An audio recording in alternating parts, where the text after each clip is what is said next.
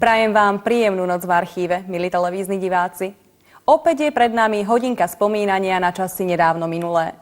To dnešné spomínanie však bude obzvlášť významné.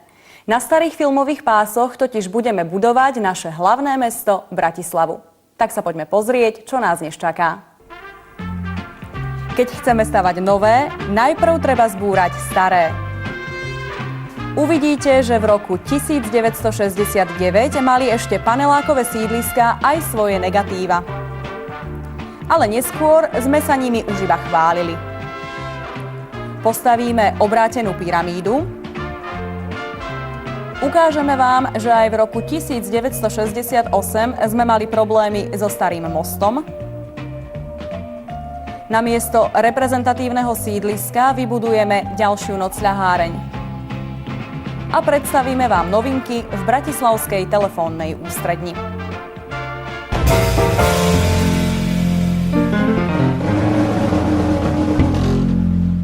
Pozdravujem vás, milí televízni diváci. A ja vás srdečne pozdravujem, ale hneď na úvod si položím otázku, že ako ja prispiem k dnešnej téme. Pýtam sa. To sa pýtate takúto vec po 24 častiach našej relácie? No, som z vás smutný, teda naozaj. Ale prosím vás, nebuďte zo mňa smutní, ale ja sa naozaj k tejto téme neviem vyjadriť. No, nevyznám sa v tom. Ako myslíte, v Bratislave sa nevyznáte? Áno, ja sa tu necítim ako doma. Vo Zvolene tam sa cítim ako doma, tam všetko poznám, ale tu... Počkajte, ja vás zastavím. Totiž vy si neuvedomujete jednu zásadnú skutočnosť. No tak ja si neuvedomujem niekoľko zásadných skutočností, ale nechajme dobre, to tak. Okrem iných, ale tú hlavnú, že Bratislava nie je síce vašim rodným mestom, ale je vašim hlavným mestom. No tak to už mám hneď lepší pocit. Bratislava je moje hlavné mesto a tým je to vyriešené. No vy už máte lepší pocit, ale naši diváci ešte nič nevideli. No tak pekne začníme. Vráťme sa do roku 1966. Vtedy staré začalo ustupovať novému, asi najrazantnejšie v dejinách, novodobých dejinách Bratislavy. Staré podhradie a židovská synagóga už mala svoje dni spočítané, išli ju zbúrať, pretože išli stavať most Slovenského národného povstania. A vy si pozrite zábery, ktoré ste v televízii ešte nikdy nevideli.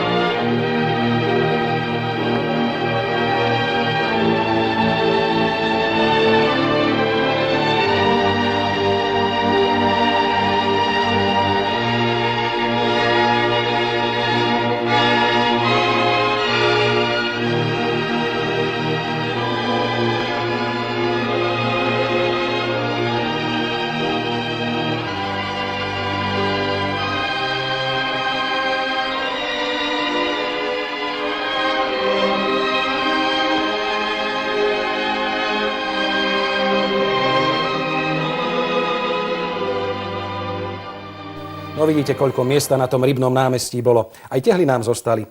To takým Čechom sa búrať nechcelo a dodnes majú s tými Hradčanmi problém. Napríklad taká zlatá ulička, tam sú turisti vedľa seba ako sardinky, no. A čo, my sme to rozšírili všetko a dokonca sme tam buchli aj štvorprúdovku. No len toľko neironizujte, lebo sa niekto toho v Čechách chytí a majú po zlatej uličke. No tak pardon. No. A my sme si teda miesto urobili a tak sme mohli začať budovať a stavať. Áno, sídliska, paneláky, nákupné centra. No počkajte, kde už by ste, prosím vás. Začneme skromnejšie. Na námestí Slovenského národného povstania. Tam sme postavili malý pamätník. A pozrite si teraz unikátne časozberné zábery. Z okna našej redakcie vidíme na námestie Slovenského národného povstania. Kameraman relácie Ráčte vstúpiť od mája toho roku každé ráno nakrútil po jednom zábere. A tak nám v skratke zachytil premeny pri úprave námestia až po odhalenie nového pamätníka v centre mesta.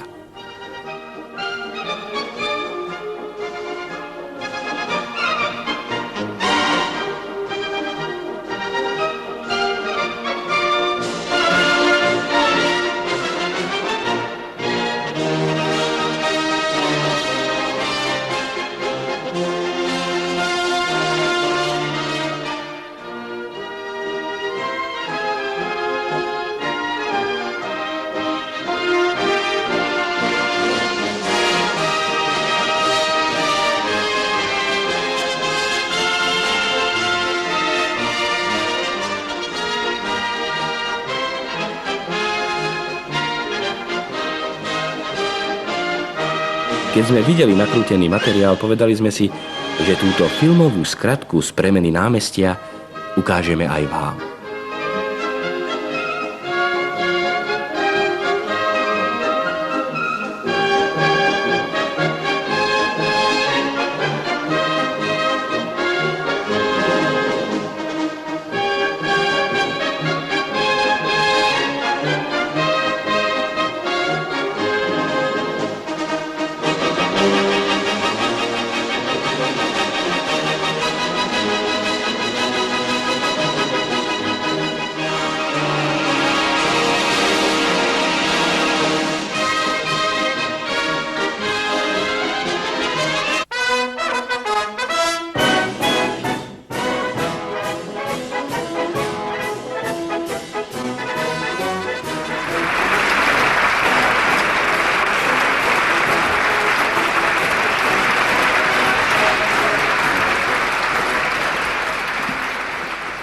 A je tu čas na prvú dnešnú pieseň. Atmosféru starej Bratislavy nám nielen svojím názvom pripomenie skupina Prešporok a jej Tancujúca kráľovná.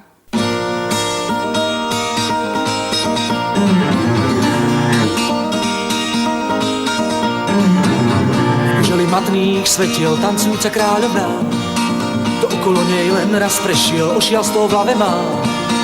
Osloviť sa ju bojí slovíčko, aby si nerozfúkal sen. Šťastný úsmev a voľné tričko pod tým prádlom made in France. Ako poblúznený motýl, ako rozvoňaný kvet. A má dole šťastné noty, ko kráľovná tancuje, tak tancuj, dievča, tancuj. Každá chvíľa je tu iba raz. Rozdávaj radosť, rozdávaj krásu, dotkni kúsok svetla. Tak tancuj, dievča, tancuj. Každá chvíľa je tu iba raz. Rozdávaj radosť, rozdávaj krásu, dotkni kúsok svetla.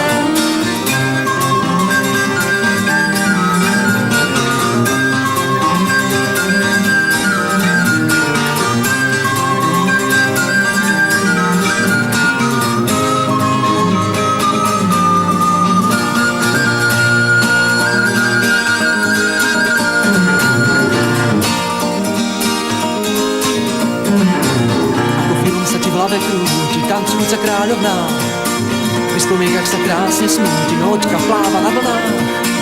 Ona je sen, farebné sklíčko, vočka s ním na tvári, šťastný úsmev a voľné tričko, rúž na pohári. Ako poblúznený motýl, ako rozvoňaný kvet. A má dole šťastné noty, to kráľovná tancuje, tak tancuj, dievča, tancuj. Každá chvíľa je tu iba raz. Rozdávaj radosť, rozdávaj krásu, dotkni kúsok svetla.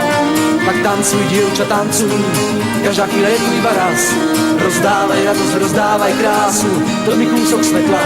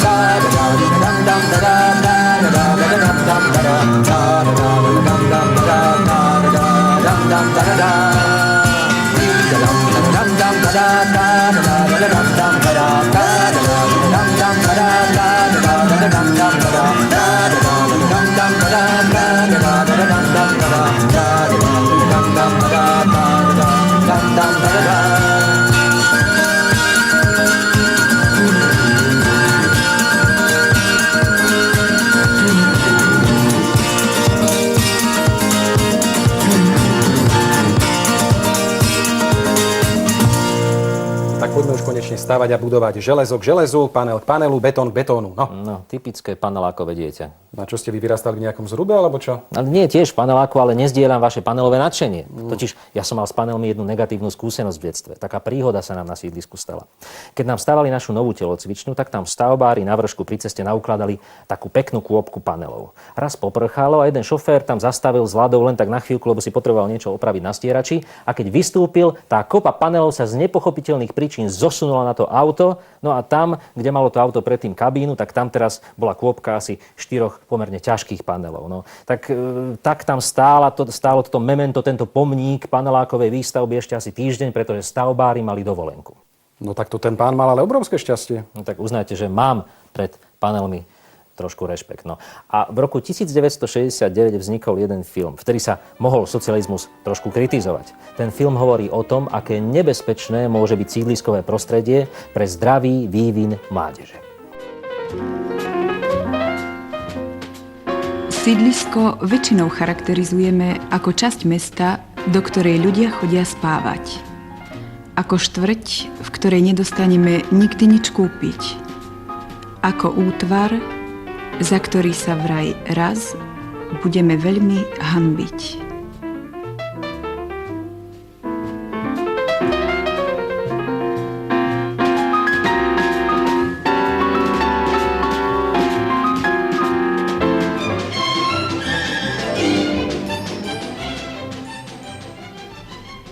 Každý, kto potrebuje byt, a takých je veľa, v najväčšom napätí očakáva kľúče.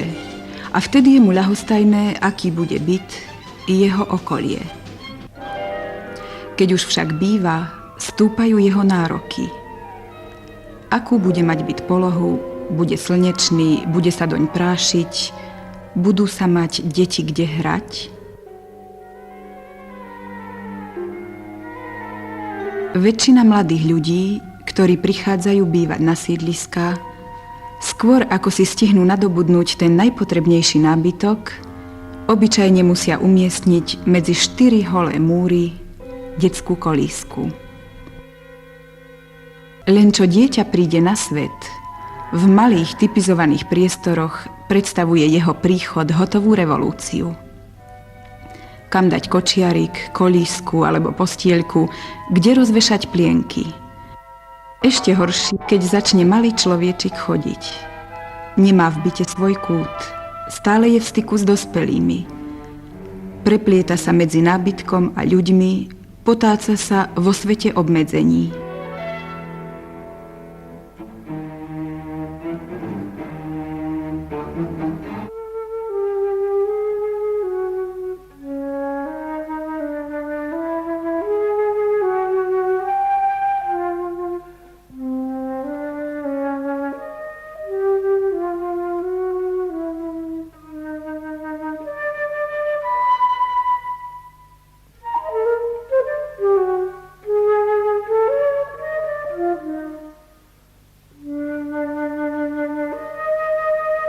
O rok, o dva dieťa opúšťa 4 steny bytu a upúta ho chodba, schodište, vchody.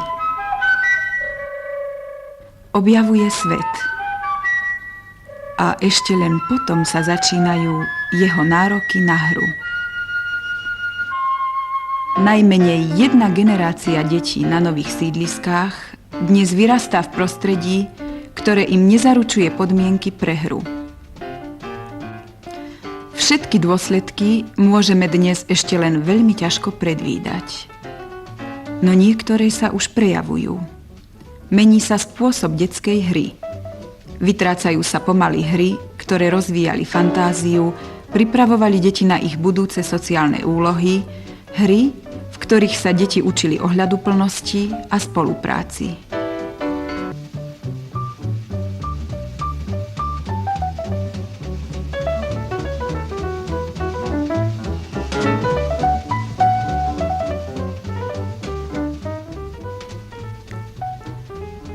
Deti na nových sídliskách musia byť vo výbere hier veľmi skromné. A aj pri všetkej skromnosti na ne pri každom pohybe, vlastne na každom kroku, čaká nástraha.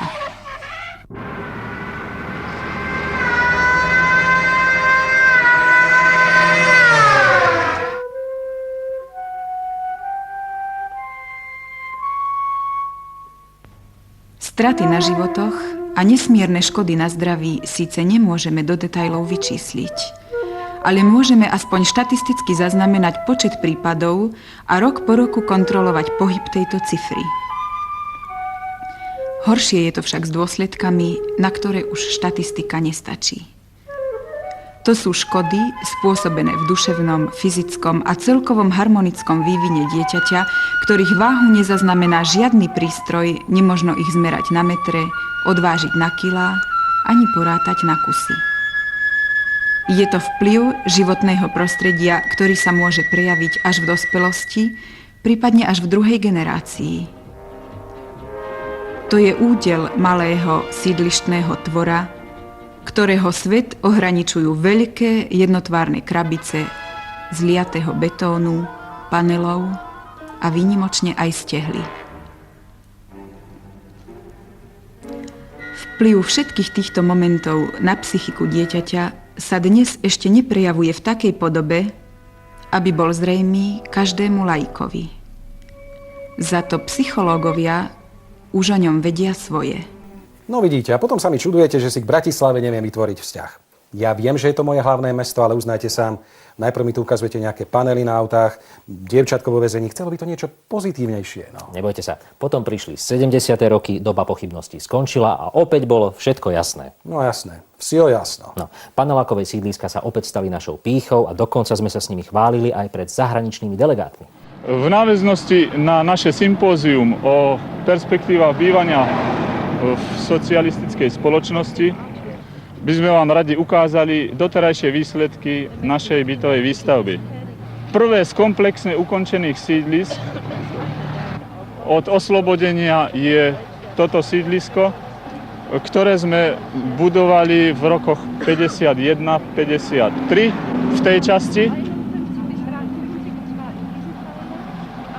61-63 v týchto vežiakoch. Tí istí autori projektovali v štýle ešte ozdobníckom pred 20 rokmi tamtú časť.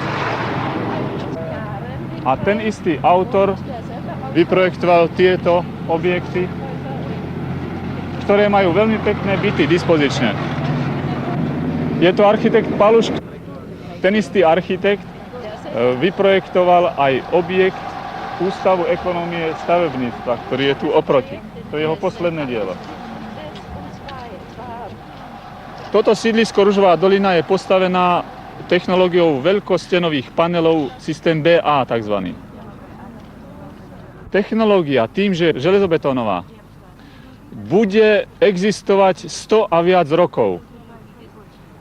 Je to veľké sídlisko Ružinov, ktoré má 4/4, Štrkovec, Ostredky, Trávniky a Pošeň. U nás známe pojmy. Výstavba sa začala iba pred 10 rokmi a dnes už tam býva 60 000 ľudí. Boli to velikánske úlohy, kde sa dával dôraz na kvantitu, teda tá rýchlosť výstavby je na tom sídlisku poznať. Navštívime jedno štvrťové centrum, maličké centrum, v tej prvej časti, ktorá sa nazýva Štrkovec. V tomto sídlisku sme postavili tieto štvorpodlažné objekty v tehle, teda tradičnými technológiami. Potom veľkopanelové domy BA, tam tie s terasami 7 podlažné a z liatých betónov, montované ovšem, sú tieto 11 podlažné objekty. Tým sme získali i rôznorodosť urbanistickú, no ešte sme s ňou nie spokojní. Prechádzame s výstavbou do západných partí, ktoré sú síce technologicky obťažnejšie. Tam vidíte tie vežiaky na kramároch, vo svahoch. No sú to polohy zdravé, oslnené s čerstvým vzduchom. Ja som si vzal takú myšlienku do hlavy. Bratislava je vinohradníckym mestom. Chceme, aby v meste stále bola táto tradícia cítiť. Kde sa hroznu dobre darí, tam sa musí aj ľuďom dobre dariť. Padla otázka zo strany rumunskej delegácie, či sa možno cítiť v styku s prírodou na horných podlažiach, na 8., 10., 12. Podľa mojej mienky sa možno cítiť tak, naopak ešte na inej úrovni, pretože odtiaľ cíti za svoju prírodu až pohľad na Dunaj, na celé Karpáty. Jedine otázkou je, že to nemajú byť rodiny s malými deťmi, že by mala byť kategorizácia bytov. A táto poloha pred nami, to sú hornaté, lesnaté časti západnej časti Bratislavy, kde staviame nové sídliská. Presne pod nami je vedecko-výskumný areál na Patronke. Jeden z tých výškových domov patrí výpočtovému stredisku OSN.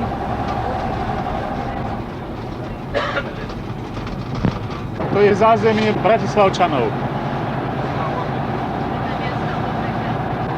Je to jedna z častí, kde ľudia majú chaty. Chaty až v tom slova zmysle, že to sú de facto druhé byty.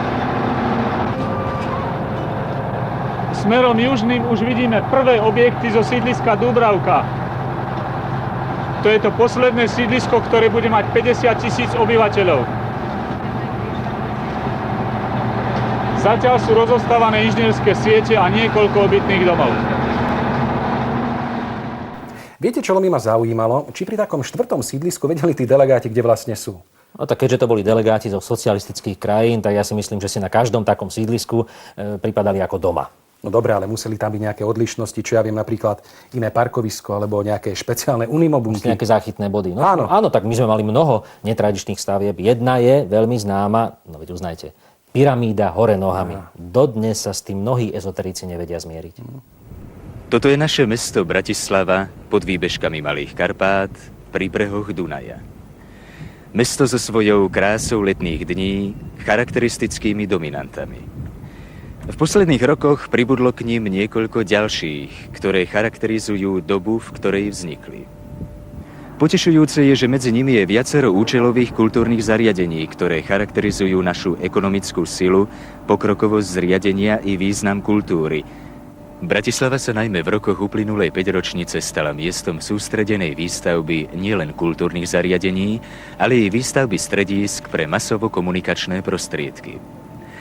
Dnes sme na stavbe nového rozhlasového strediska v Bratislave, ktoré vyrastá v blízkosti Gottwaldovho námestia, v jednej z najkrajších častí Bratislavy, kde sa vlastne po druhej svetovej vojne začala prestavba hlavného mesta Slovenska. Na stavenisku, ktoré zaberá plochu 37 000 štvorcových metrov, 150 metrov nad morom, má stavebný ruch utíchnuť koncom roka 1980. Autormi projektu tejto pozoruhodnej stavby sú architekti Štefan Ďurkovič, Barna Kysling a Štefan Svetko, ktorý stojí spolu so mnou nad maketou nového rozhlasu. Niekoľko laických názorov a poznatkov už o tejto budove máme, ale nás zaujíma, prečo architekti zvolili takýto atraktívny tvar. Zrejme nešlo len o tvar, ale predovšetkým o funkčnosť. Je pochopiteľné, tvar nemôže byť samoučelný. Pri riešení tak závažného objektu, akým je budova Československého rozhlasu, bolo treba zvažovať množstvo faktorov. Ide predsa o kultúrny stánok, ktorý má naviac výrazné špecifiky pre vytváranie priestorov pre rozhlasovú prácu. Časť tejto novej budovy je, ako sa hovorí, obrátenej pyramídy, je vlastne zavesená na železobetonovom jadre. Je tu akási podobnosť s výstavbou televíznej veže na Kamziku. Je to pravda? Táto podobnosť je len zdánlivá. V podstate ide o podobný konštrukčný princíp železobetonového jadra. U budovy Československého rozhlasu železobetonové jadro nesie v podstate dva plášte objektu.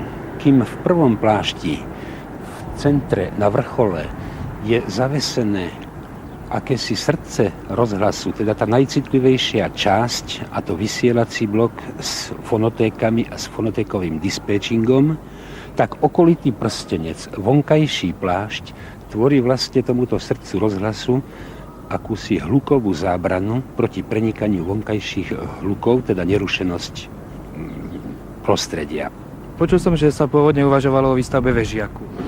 Uvažovali sme i s vežovým objektom. Tento ovšem vo svojich výškach 25 podlaží prinášal so sebou nesmierne ťažkosti s vertikálnou dopravou a s rozložením redakčných priestorov na malom priestore. Kedysi, keď sme sem vstúpili, môžem to dokumentovať na fotografii, bola tu stará Bratislava, množstvo malých jedno-dvojpodlažných domčekov.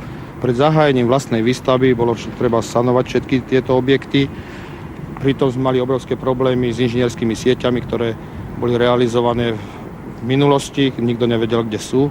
A až potom sme mohli pristúpiť k vlastnej výstavbe jednotlivých objektov Československého rozhlasu.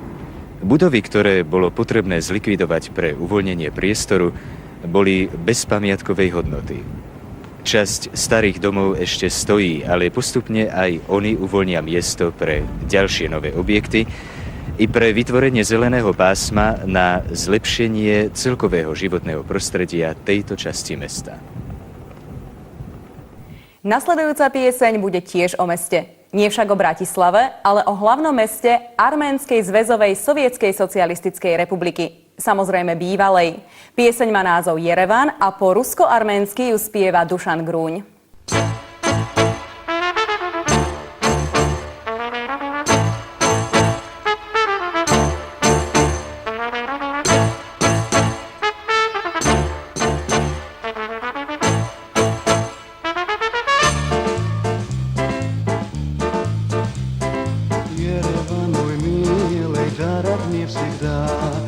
Чудесный воздух и твоя вода.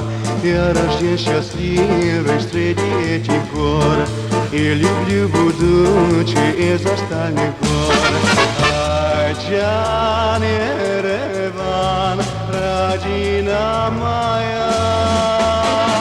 Айджан, Айджан, милый Ереван. Айджан, Айджан, милый Ереван. Старые латуги, а защит туман, зеркалом гранита блестит Ереван. Радуются взоры паркам и дворцам, кто сюда приедет, увидится сам. Айджан, Ереван, родина моя.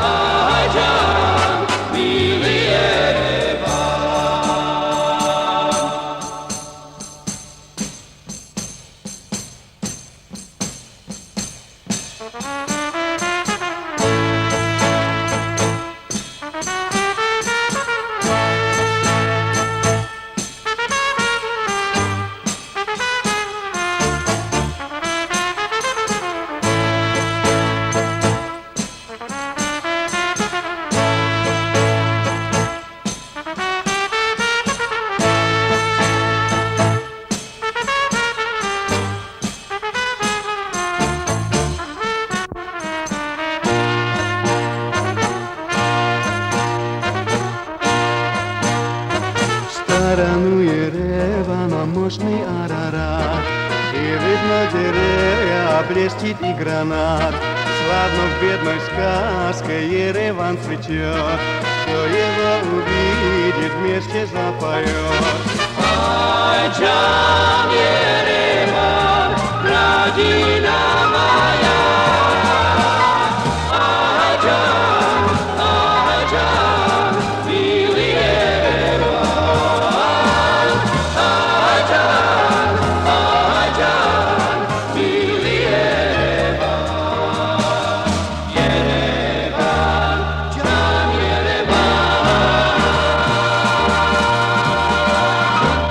Tam bolo aj to rádio, nie? Kde myslíte, v pyramíde? Nie, v Jerevane. Ale to bolo len v ľudovej slovesnosti. Totiž to bolo asi najznámejšie fiktívne rádio na svete. Ja, no tak preto som ho ja nevedel naladiť. A ja som si myslel, že mám slabú východnú normu, že treba ešte východnejšiu. Ale kdeže, prosím vás, nič. No, vráťme sa naspäť do Bratislavy. Do rádia? Ale nie na most. Aha. Presnejšie na jediný most cez Dunaj v Bratislave. Petržalka bola vtedy ešte malá pohraničná dedinka, vedľa sa už stával nový krásny most Slovenského národného povstania a tak sa s opravou toho starého nikto veľmi neponáhľal. Je jún roku 1968. Fakt číslo 1. Na československom úseku Dunaja medzi staroslávnym Devínom existuje okrem Medveďovského mosta, použiteľného len pre ľahké osobné vozidlá, jediný most v Bratislave. Po ňom sa teda musí realizovať podstatná časť premávky s cudzinou. Okrem toho je pupočnou šnúrou s celým pobrežným československým územím, s jeho priemyslom i obyvateľmi.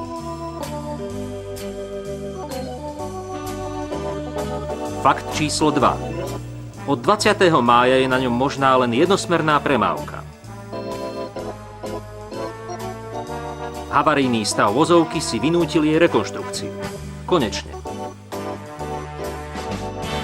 Množstvo vozidiel vytvára denne na oboch predpoliach mosta celé kolóny. Motory bežia, čas letí. A to sú peniaze. To niekto platí. Ozaj kto?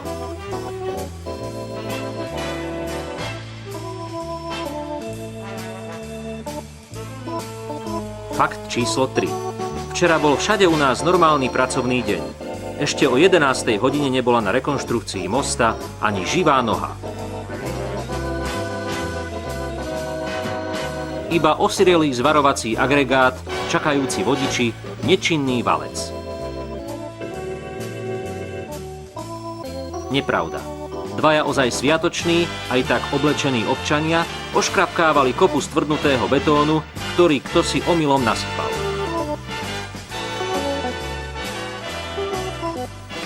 V tom istom čase predkladá na operatívnej porade najvyšším predstaviteľom Mestského národného výboru správu o rekonštrukcii mosta za Mestskú správu komunikácií inžinier Braun. Nuž koho iného sa opýtať za vás, prečo je to tak? Tá rekonštrukcia je plánovaná v skutočnosti na 2,5 mesiaca. Áno, robí na nej, ako som hovoril, 7 dodávateľov. Každý je povinný, respektíve sa zaviazal hospodárskou zmluvou, že v tom čase, keď ten predchádzajúci skončí svoj podiel práce, okamžite nastúpi. Prečo dnes nerobia? Snáď obecná odpoveď by mohla byť taká, že nie je zvykom, alebo sme si už odvykli, aby sa aj v pondelok do obeda a piatok po obede na našich stavbách cestných robilo. To znamená, že máme znova prerokovať so všetkými dodávateľmi otázky hmotného zainteresovania pracovníkov. Máme sa snažiť vytvoriť predĺžené zmeny, respektíve prácu na 2 zmeny. To by bol asi ten prvý okruh. To samozrejme v priebehu týždňa všetko ako roztočíme naplno. Na druhej strane sú to otázky súvisiace s premávkou. Tuto je nutné radikálne obmedziť a síce obmedzí sa tak, že celá doprava smerom od Budapešti bude regulovaná cez Komárno, kde je nutná pomoc tak Ministerstva dopravy ako Západoslovenského krajského národného výboru. Ďalej vnútromestská doprava ťažkých vozidiel bude usmernená do večerných hodín od 19.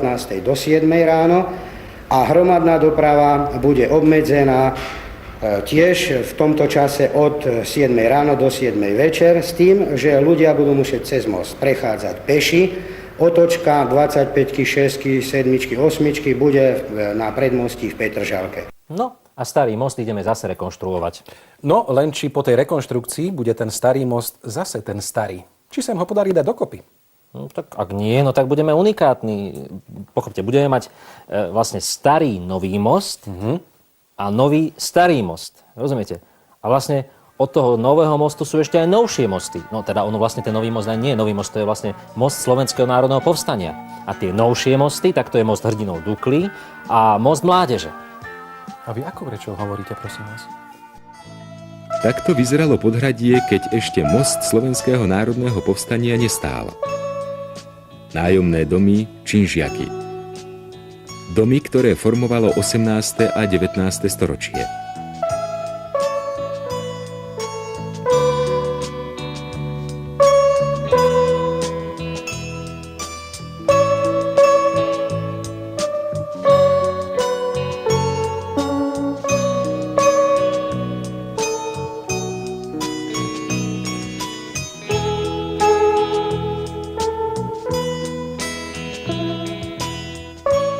Židovská ulica. Takto odišlo do nenávratna historické geto, ktoré jediné v okupovanej Európe prežilo nacistickú éru. Rozlúčili sme sa s celým týmto Podhradím. Pripomeňme si aspoň tie slávnostné chvíle.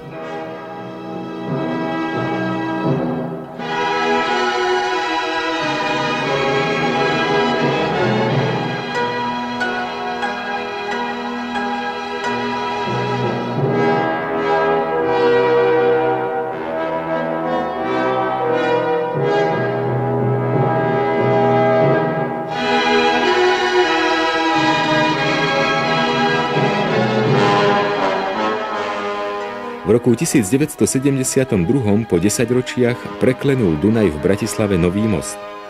Most, ktorý je pozoruhodným inžinierským dielom, symbolom doby, v ktorej vznikol. Nebola to jednoduchá stavba, už len pre svoju technickú osobitosť. Prizerali sme sa budovateľom, s obdivom sme sa pozerali na tých, ktorí most postavili, i na tých, ktorí sa podujali na jeho neobyčajnú údržbu. Toto dielo patrí k unikátom medzi zavesenými mostami. Na umiestnení tohto mosta možno výrazne dokumentovať, že staré musí ustúpiť novému. Rozvoj mesta, osobitne však automobilovej dopravy, obyvatelia Bratislavy pociťovali najmä v jej negatívnych účinkoch.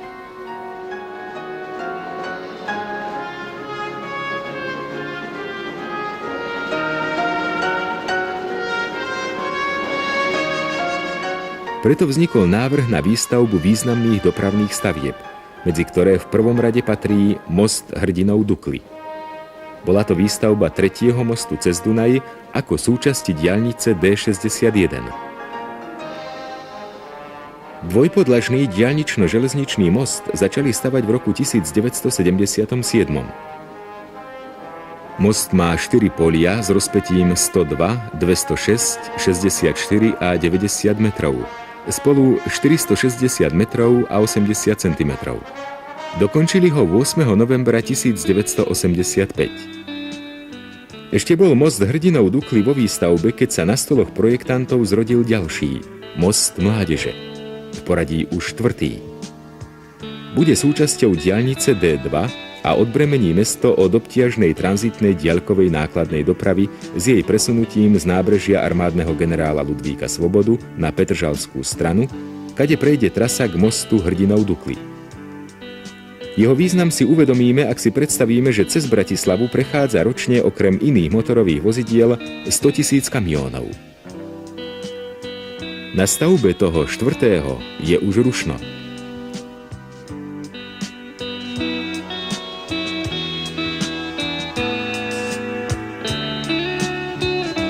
Rodí sa teda 4. bratislavský most cez Dunaj. Most, ktorý po úplnom dokončení v roku 1991 a po prepojení vzdialenosti 776 metrov nad Dunajom spojí diaľnicu D2 s diaľnicou do Prahy a smerom na Trenčín. Vstúpi do života mesta vtedy už 500 000, rozloženého na oboch stranách našej veľrieky. Umožní nové pohľady na naše hlavné mesto, ktorému bude slúžiť. A skôr, ako sa z bratislavských mostov vrátime opäť na pevnú zem, zaspieva nám skupina Elán. A predznačí aj tému nasledujúcich príspevkov. Pieseň Sídliskový indián.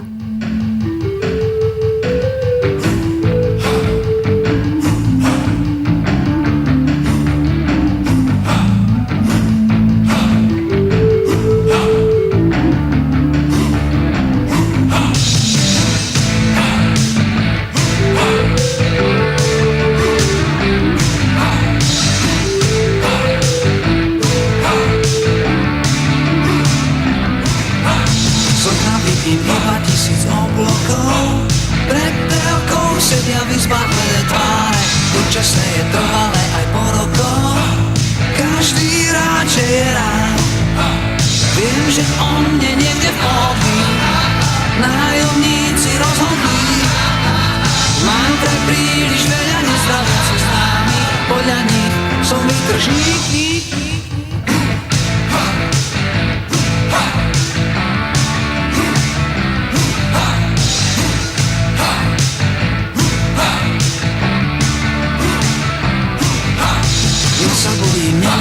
Závislí, neznášam pohľad na trápenie zviera. Bojím sa aj stavby a choroby, balkónov a sivých sien. Chcú mi vziať aj dávne návyky, prázdnu izbu plnú kníh. Vážne po mne idú všetky belé tváre, proti mne sídliskový svet. Som Indián, som Indián, sídliskový Indián. Som Indián, som Indián, sídliskový Indián. Som Indián, som Indián, sídliskový Indián. Som Indián, som Indián, sídliskový Indián.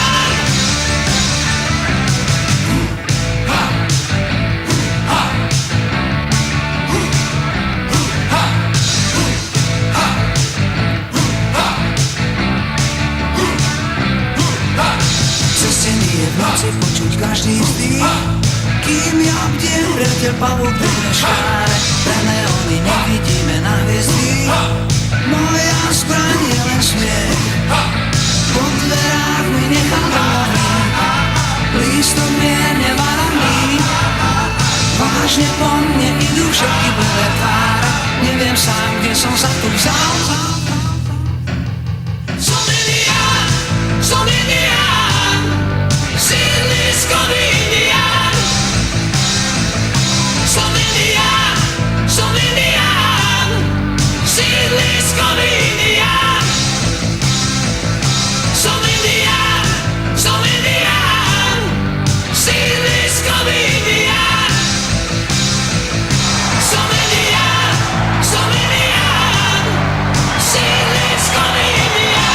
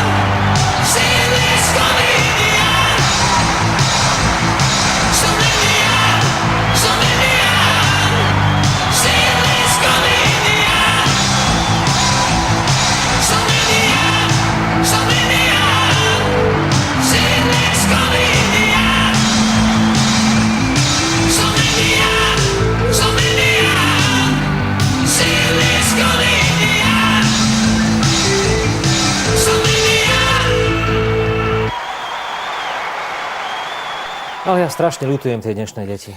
Veru, a ja ich ľutujem. A prečo vlastne? No akože prečo? No, nemajú sa kde hrať. Jaj. No ale veď sídliská sa budujú, stavajú sa nové ihriská, všetko sa to otvára, buduje. No tak áno, veď v tom je ten problém práve, rozumiete? My keď sme sa prisťahovali na naše sídlisko, tak bolo nedokončené, tam bolo krásne. Tam bol ten stavený materiál, z ktorého sme si my stavali bunkre. Teraz tie veci zakopané pod zemou, čo tam stavbári, nechcelo sa im to odnášať, my sme to vykopávali, ako poklady sme to hľadali. Dokonca nám tam nechali celý pokazený bager, na ktorom sme sa hodiny hrali, rozumiete? No, tak to vám závidím. Ja som býval v centre mesta, v paneláku, a tam sme mali taký relatívny poriadok. Smutné detstvo. Smutné. Tam musela byť nuda. No. No. Ale nemyslíte si, aj u nás potom usporiadali funkcionári takú celosídliskovú brigádu a bolo po bagri, išiel do šrotu. No. Aj bratislavským deťom určite funkcionári pokazili takto detstvo, keď sa rozhodli zveľaďovať 4. bratislavský obvod. K obvodu patria bývalé obce Čuňovo, Jarovce, Rusovce, Záhorská Bystrica, Lamač, Dúbravka, Karlova Ves, Devín, Petržalka a Patrónka. Volebný program Národného frontu zakotvil i veľké úlohy pre obvodnú organizáciu strany. Rokovali o tom aj delegáti obvodnej konferencie. Práve v tomto obvode sa v poslednom čase sústreďuje najväčšia bytová výstavba. Z 24 000 bytov postavených na území mesta bolo v uplynulej 5-ročnici odovzdaných v 4. obvode 15 000. Bytová výstavba prekročila úlohu volebného programu Národného frontu o viac ako 4 000 bytových jednotiek. Na území obvodu vznikli alebo vznikajú významné priemyselné komplexy. Nové sídliská sú poväčšine dobrou vizitkou nielen architektov, montérov a stavbárov, ale aj funkcionárov strany a národných výborov.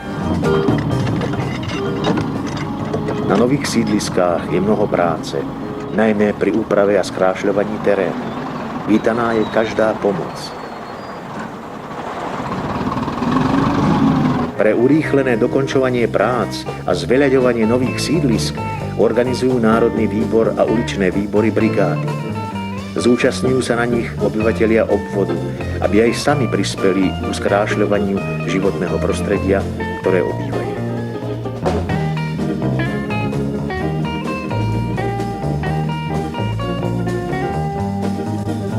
V akcii Z v obvode vybudovali objekty v celkovej hodnote 140 miliónov korún. V uplynulom volebnom období odpracovali občania obvodu 2 538 000 brigádnických hodín. Vo voľných sobotách sa občania zhromažďovali s pracovným náradím a pod ich pracovitými rukami sa menili haldy kamenia a zeminy na pekne upravené okolie domov a sídlisk. Svojou troškou do mlyna prispeli aj žiaci škôl a mládežnícke organizácie.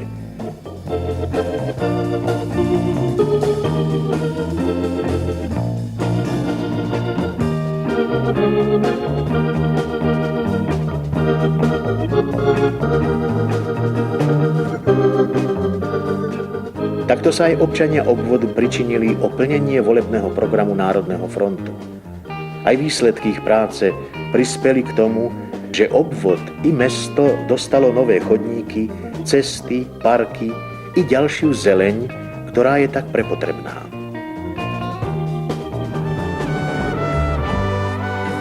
Aj keď sa prejavujú ešte mnohé nedostatky, zaznamenal obvod Bratislava 4 v plnení volebného programu významné úspechy. Výsledkom tohto úsilia sú nové krásne sídliská, v ktorých bývajú 10 000 občanov Bratislavy. Je to radostný, doslova vzrušujúci pohľad vidieť nové krásne budovy a celé sídliská zasadené do zdravého prírodného prostredia. Je to výsledok obetavej a húževnatej práce tisícov zodpovedných pracovníkov, straníckych orgánov, pracovníkov národných výborov, stavbárov, montérov, ale aj práce tisícov občanov obvodu, ktorí sa aktívne zúčastňovali na tomto spoločnom diele. Počúvajte ma, ja už mám tých sídlisk dosť. Aj tak sú všetky rovnaké. No, veď práve. A napriek tomu sa v 80. rokoch minulého storočia podarilo presadiť skupinke architektov projekt nového bratislavského sídliska. Áno. Tak predsa? No, projekt áno. Malo to byť luxusné, reprezentatívne sídlisko, nielen nocľaháreň, ale samostatná mestská štvrť v lone prekrásnej prírody. No, a podarilo sa? Čo myslíte? Mohli by sme začať ako v rozprávke. Bol raz krásny kus krajiny s miernymi svahmi a údoliami, s vinicami a záhradami, s výhľadom na rieku. No nebola to rozprávka, ale skutočné, pekné prírodné prostredie s dávnym názvom Dlhé diely. Ideálna poloha nad Dunajom a Panonskou nížinou, ktorá nebude nikdy zastavaná. Všade okolo trvalá zeleň, neveľká vzdialenosť od centra mesta, väzba na dosiaľ najkrajšie už zabývané sídlisko Karlova Ves. Áno, to všetko bolo a je v našom hlavnom meste v Bratislave. Prostredie ako stvorené na vybudovanie mestskej štvrte. V časoch, keď sa o tom začalo uvažovať, každému sa vybavil prívlastok reprezentačnej. Urbanista a architekt ani nemôžu dostať lepšiu príležitosť. Preto aj prvá modelová predstava, nazvaná Experimentálny obytný súbor Bratislava Dlhé diely, vychádzala z maximálnych nárokov na projekt a jeho realizáciu. S jeho prípravou začali už v rokoch 1974 až 75 v štátnom výskumnom projektovom a typizačnom ústave, a to na základe dôkladných prieskumov komplexného charakteru, hádam prvého v histórii, od prírodných daností terénu až po zdravotné, sociologické a ďalšie potreby a nároky budúcich, pôvodne plánovaných 15 000 obyvateľov. Malo to byť bývanie v meste a súčasne obytný pokoj. Jednotlivé objekty obytných domov, ulic i námestí boli navrhnuté variabilne, netradične. Predpokladala sa skutočne komplexná vybavenosť, vybudovanie mestského parku, plynulý prechod obytnej časti do okolitej zelene, pracovnej príležitosti. Projekt bol schválený Národným výborom hlavného mesta Bratislavy, tlieskali mu návštevníci rôznych výstav, kolektív tvorcov dostal cenu Zväzu slovenských architektov.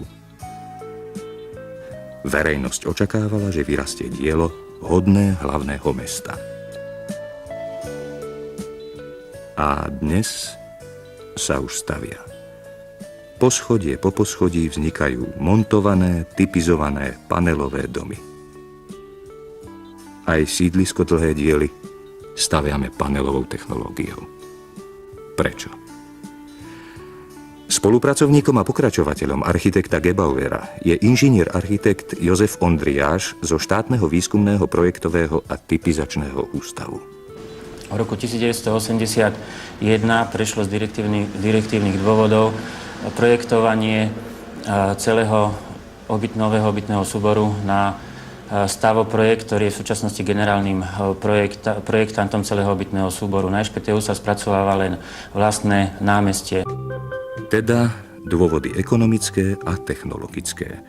Bolo by to drahé za predpokladu, že by realizátori museli uplatniť technológiu v našich podmienkach zatiaľ bežne nepoužívanú, náročnú na organizáciu, kvalifikáciu a kvalitu priamo na stavbe. V pôvodnom experimentálnom i dnešnom upravenom projekte je centrom obytného súboru námestie. Dnes už pravda čiastočne posunuté v urbanistickom i architektonickom riešení. Má stáť tu, v tomto údolí. Teraz z časti zasypanom odpadovou zeminou. Prečo to tak je, to sa asi ťažko dopátrame. A na záver treba snáď už len dodať, že ani to námestie, ktoré jediné zostalo z pôvodného projektu, sa nakoniec nepostavilo. Ale tak to je smutná história, to predsa nemôžeme takto ukončiť. Nebojte sa, skončíme oveľa veselšie pri telefónoch. Ja som zabudol máme povedať, že nech ma nezabudne pozerať. Idem jej zavolať, dobre? Počkajte, kam teraz budete volať, prosím vás, medzi mesto, však na to sa čaká niekoľko hodín. Viete čo, zavolajte radšej na novozriadenú linku, čo dnes navariť. Čože? To čo? Prepáčte, ja som už v roku 1965. No, vtedy sme totiž inovovali našu hlavnú telefónnu ústredňu v Bratislave. To bude veselé, pozerajte. Dovidenia. Dovidenia. Súdružka, prosím vás, ako sa také medzimesto spojuje? Keby ste nám vysvetlila celý ten priebeh, ako to tu tak beží, keď niekto zavolá a žiada si napríklad Prahu. Už je to celkom jednoduché. Keď účastník zavolá napríklad na 18, skade sa volá Praha, tak sa nám rozsvieti žiarovka, do ktorej sa zapojím. Prihlásim sa prirodzene v každom prípade číslom pracoviska. Teraz, keď mi účastník povie svoje číslo, tak si ho zapíšem, opakujem a opakujem im mesto, ktoré volá a taktiež aj telefónne číslo. Zapojím Prahu. Na Prahu máme diaľkové vedenia, takže priamo môžem vytočiť pražského účastníka. Keď mi v Prahe nabehne číslo, tak to tam zvoní, účastník sa prihlási, svetielko mi zhasne, tak viem, že je u telefónu. Teraz je tam volajúci i volaný účastník, môžu začať hovoriť. V tomto prípade natiahnem stopky, ktoré sú na každom pracovisku a ktoré veľmi dobre fungujú a používame ich. Prečo to tak zdôrazňujete? Niekedy vám hovoria ľudia, že vám to nefunguje. Lebo niektorí účastníci prídu sa hádať a neveria nám, nedôverujú nám, že myslia si, že hovorili kratšie. Že poriadne sledujeme hovory, áno. Takže od okamžiku, keď sú obidvaja účastníci pri telefóne, tak začnem účtovať hovor natiahnutím stopiek. Keď sa hovor dokončí, tak účastník položí aparát aj jeden, aj druhý, tak mi svetielkom teda zistím, že hovor je skončený. Samozrejme, hneď vypnete stopky. Áno, stopky zastavím a teraz rozpojím hovor a hneď podľa stopiek môžem zistiť dĺžku hovoru, presnú dĺžku hovoru a podľa toho sa potom hovor účtuje. Súdruh vedúci, často nám naši diváci a vaši účastníci hovoria, že sa ťažko spája s niektorými mestami v našej republike. Že je treba čakať napríklad na Prahu, Ostravu alebo Košice 2-3 hodiny, niekedy dokonca aj pol dňa. Ako to v skutočnosti je? Situácia v spájaní medzimestských hovorov nie je vždy rovnaká. V niektorých reláciách, kde máme dostatočný počet okruhov a kde môžeme spojiť hovory aj bez čakacích dob, teda na počkanie. V iných reláciách, kde je malý počet okruhov, relácie myslíte mesta, áno, celkom tak. Tak do niektorých miest, kde máme malý počet okruhov, musíme robiť prípravu a hovory zaraďujeme do poradia. Poradie sa robí podľa dôležitosti prihlasovateľa a potom ďalej podľa druhu hovorov a podľa času prihlásenia. Na ďalších číslach môžu sa naši účastníci dozvedieť, čo dnes variť. Čo dnes variť? Obed. Polievka hrášková so struhankou, hovädzie na slanine, opečené zemiaky, cvikla. Večera. Prekladané zemiaky s vajcom a údeninou, kyslá uhorka. Potom programy kin, programy divadiel, takisto programy televízie. Hodinu pred začiatkom predstavenia. Áno, hodinu. Prosím. Prosím, dotazy. 512, 91. 512, áno, prosím. Prosím, dotazy. Dotazy, prosím. 684, 71, séria 9. Áno, prosím. Prosím, dotazy. 508, 21. Áno, prosím. Dotazy, prosím. Informácie. Dobrý deň. Medzilaborecká ulica je na Štrkovci. Dostanete sa tam autobusom číslo 37 od Metropolky. 416, prosím. 64. Áno.